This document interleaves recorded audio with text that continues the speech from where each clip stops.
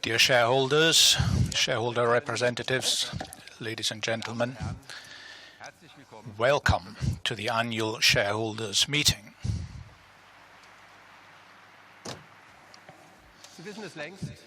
As you already know, we are looking back on the most successful year in the history of your company. We have set new records for unit sales, revenue and earnings. Because our profits have increased by a higher rate than our revenue, our growth has been very profitable as well. In our automotive business, we had a 9.4% return on sales, excluding special items. That means we exceeded our target rate of return of 9%. Accordingly, our recommendation for this year's dividend at 3.25 euros represents an all-time high. This year, Daimler will be paying more money to its shareholders than any other DAX company. At Mercedes-Benz Cars, we sold more than 2 million cars for the first time ever and reached our target return on sales of 10% in our ongoing business operations. At Daimler Trucks, we delivered on our promise and increased our sales to over 500,000 units. We significantly increased our earnings and our profitability. At Mercedes-Benz Vans, we set new records for unit sales, revenue and EBIT. Daimler Buses also increased its earnings slightly, in spite of the difficult business environment in regions such as Latin America. Daimler Financial Services once again posted record figures for its new business and contract volume. Its return on equity was 18%. All of this was made possible by our 284,000 employees through their untiring dedication and hard work, and I would like to thank each and every one of our colleagues for this achievement.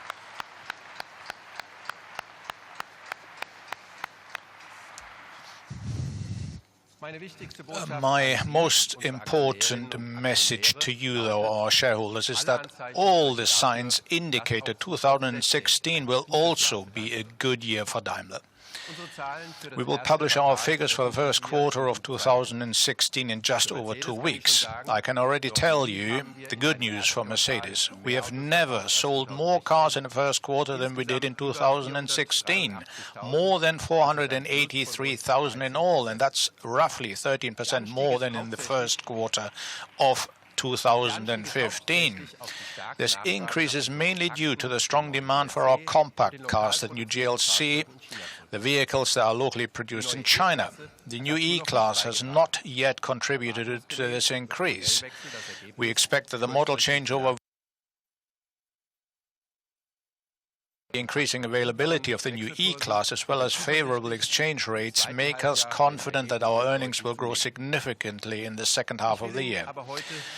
But I don't want to present our financial statements to you today. You can find them in full detail in our annual report. Today I would like to talk to you in particular about the basic orientation that is more significant now in the year of our 130th anniversary than ever before. We are and we will remain pioneers of mobility. We know that the current situation is far from being the best of all possible worlds. However, we intend to take advantage of the opportunities that changes will always bring with them. And with that in mind, we have updated large parts of our company in recent years. Firstly, we have strengthened our core business, primarily through new products and a new design language. Secondly, we have further expanded our base for global growth, for example, through a flexible and efficient production network and the reorganization of our sales operations. Thirdly, we have reinforced our claim to technology leadership, especially with regard to autonomous driving. And fourthly, even though others may regard digitization as a threat for our sector, we regard it as the greatest enrichment since the invention of the automobile. These are the 4 pillars of Daimler's strategy now and in the future. They are the basis of the success we enjoy today, and they pave the way for the course we've set for the future. They offer us a wealth of new opportunities. Let me give you just a few examples. Let's begin with the fact that for many years experts have predicted the end of growth. especially for the automotive industry. They've been saying that the boom in China is particularly over. But in fact, it's estimated that more than 80 million new vehicles will be sold worldwide this year. In China alone, the market could expand by almost 2.5 million automobiles in 2016. China has almost 3 times as many inhabitants as all the EU countries put together. Its vehicle density is still low, at least outside the major cities. However, its middle class is growing. These are the reasons why China is now the biggest market for Mercedes. 2 factors will play a key role for our further growth in China: the right products and local production. Our product lineup in China is more attractive than ever before. In 2015, we added 15 new or updated models, and many of them were developed especially for the Chinese market. In addition, roughly 2/3 of the cars we sell in China are now produced within the country. We're also growing in markets that were previously considered saturated. One example of that is Europe, where we sold 12% more cars in the first quarter than in the same period of 2015. Our market share has been growing steadily for the past 2 years. Mercedes-Benz is the world's fastest growing premium brand. And to make sure this winning streak continues, we are maintaining the fast pace of our model offensive. For instance, in 2016, we will introduce a dozen new updated car models. One example is the all-new GLC Coupe, which we will present in New York almost 2 weeks ago. Unlike the passenger car market, the commercial vehicle business is more cyclical. This year, for example, the commercial vehicle markets will probably shrink in the regions that are relevant to us, but our long-term growth prospects are promising. We see tremendous potential in Africa, for example. A few weeks ago, we opened 2 regional centers for sales and service in Nairobi and Johannesburg. Using these centers, we serve a total of 50 countries. We will also return to the Iranian market, where our commercial vehicles have an excellent reputation. Now that the sanctions are over, there's a great backlog of demand, especially for trucks. We will also further strengthen our position in our core markets in North America and Europe. It's obvious that the more cars and commercial vehicles are on the road, the more efficiently each of them must be operated. Here, too, the spirit of invention is more urgently needed today than ever before. The technology that has generated most headlines in recent months is that of diesel drive systems. Daimler did not cause these headlines. Nonetheless, a side effect of this development is that allegations were also made against our products. We categorically reject those allegations. Here, once again, are the facts.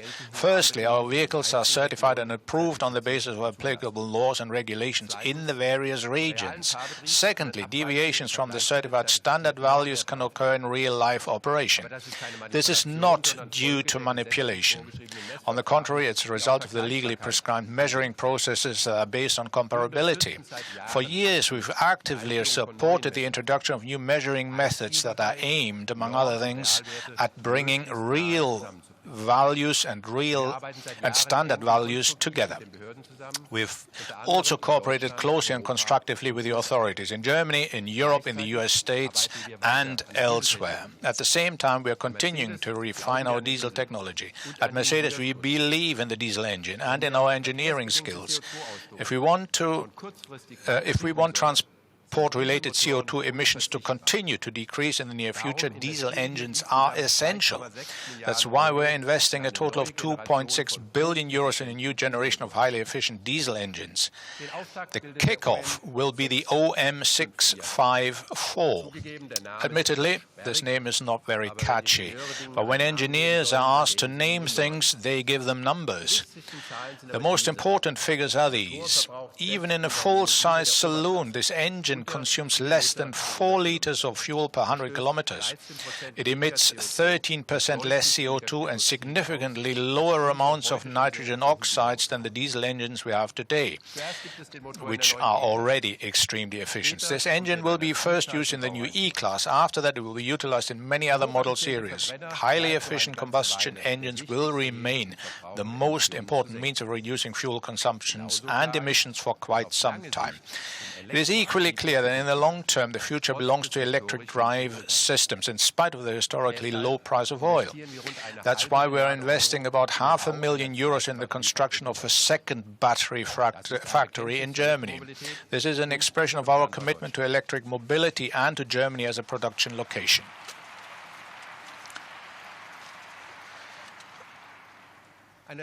An electric motor is a relatively simple product in comparison with a modern gasoline or diesel engine. On the other hand, the battery and its production are highly complex. This is where it's possible for companies to set themselves apart from the competition, and that's why we're keeping our know-how to ourselves and we're enhancing it. At the new factory in Saxony, we will also produce batteries for stationary use. We're now starting to sell batteries as energy storage units for private and industrial users. But of course, we're mainly producing the batteries for our own electric and hybrid cars. At Smart, for example, all of the models will also be available in electric drive versions. The market launches will start towards the end of this year. At Mercedes, we're increasingly focusing on the plug-in hybrid concept. In 2017, we will have 10 plug-in hybrid models on the market.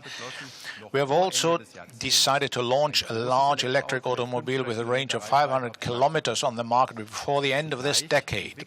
At the same time, we're developing a platform on which we can later build several different electric cars. We are investing an enormous amount of money in new technologies such as these. In 2015, we spent a total of €6.6 billion on research and development at Daimler. We will considerably increase this expenditure in the future. In 2016 and 2017, we will invest a total of €14.5 billion in research and development projects and about €14 billion in property, plant and equipment.